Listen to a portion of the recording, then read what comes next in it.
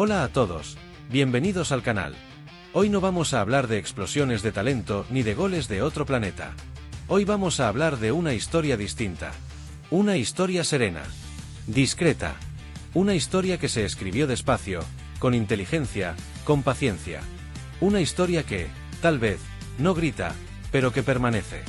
Hoy vamos a hablar de alguien que no nació para ser protagonista de los flashes, sino del juego.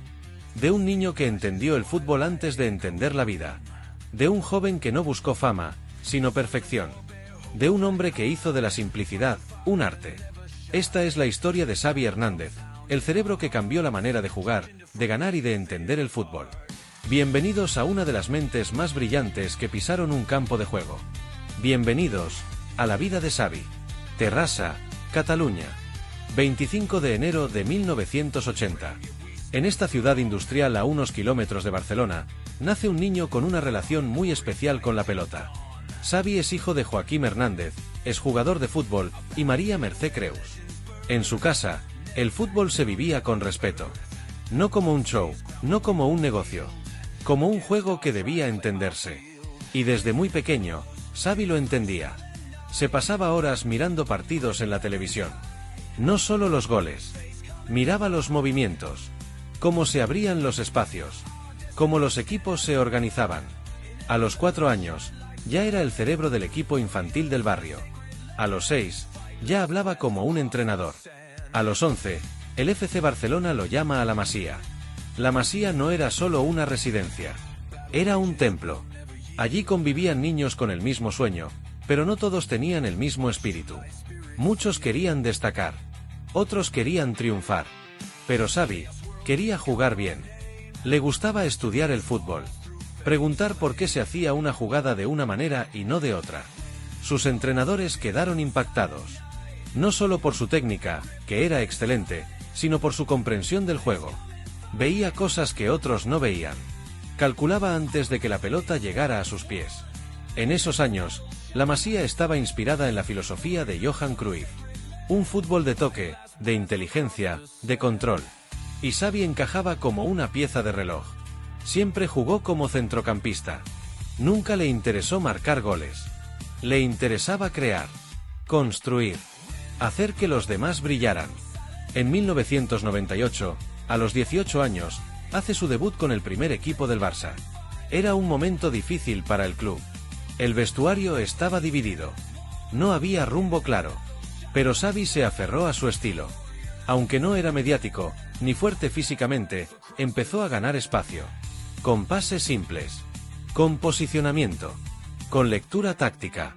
Era como tener un director técnico dentro del campo. Y eso, los entrenadores lo sabían. En esos primeros años, vivió la irregularidad de un Barça sin estabilidad. Cambiaban los técnicos. Cambiaban los esquemas. Pero Xavi siempre estaba. Como una constante. Como un eje silencioso. Algunos periodistas lo criticaban por no arriesgar. Decían que solo pasaba hacia los lados. Que no brillaba. Pero él no contestaba. Sabía lo que estaba haciendo. Sabía que la verdadera revolución era la paciencia. Y entonces, en 2008, todo cambió. Llegó Pep Guardiola al banquillo. Un exjugador que había sido su ídolo, su mentor, su espejo. Y Pep construyó el equipo alrededor de Xavi. Aquel Barça no se entiende sin él. Era el cerebro de una máquina perfecta. Su sociedad con Iniesta y Busquets fue histórica. En ese mediocampo no había fuerza. No había potencia física. Había coherencia, precisión, armonía. Era poesía. El Barça de Guardiola ganó todo. Ligas, copas, Champions, Supercopas, Mundiales de clubes. En 2009, hicieron historia al conquistar los 6 títulos posibles en un solo año. Algo nunca visto. Pero más allá de los trofeos, lo que enamoró al mundo fue la forma en la que jugaban. Posición, posesión, presión. Y todo empezaba en los pies de Xavi. Era como si tuviera un radar. Sabía siempre dónde estaban sus compañeros. Dónde estaba el rival. Qué hacer en cada momento. Tenía una media de más de 90 pases por partido. Y un 92% de precisión. No era magia. Era método. Era estudio. Era inteligencia aplicada al arte. Con la selección española, vivió otra hazaña histórica.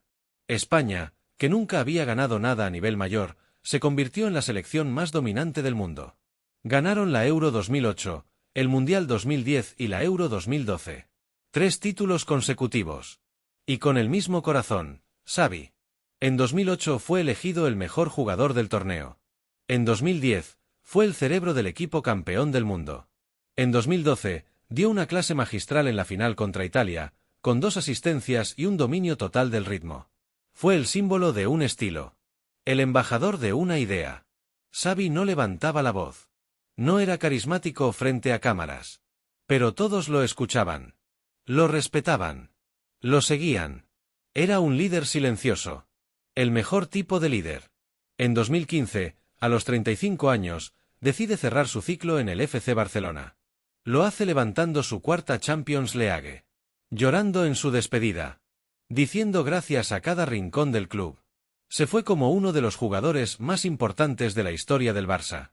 Jugó 767 partidos oficiales, un récord en su momento. Marcó 85 goles, dio cientos de asistencias. Pero más que eso, educó a una generación. Se fue a Qatar, al Al-Sadd, donde siguió jugando un fútbol elegante. Donde muchos ya corrían, él seguía pensando. Allí también empezó a prepararse como entrenador. Porque su visión no podía quedarse fuera del campo. Tenía que transmitirla. En 2019, se retiró definitivamente y asumió como DT del Al-Sadd. Rápidamente ganó copas nacionales. Pero su mente estaba en otra parte. En el Camp Nou. En 2021, el Barça lo llamó. Era un momento muy duro. Sin Messi. Con una crisis económica. Con un equipo joven, inexperto. Pero Xavi no dudó. Volvió a su casa. Volvió a enseñar. Volvió a proponer. En su primera temporada completa, ganó la Liga. Devolvió la ilusión.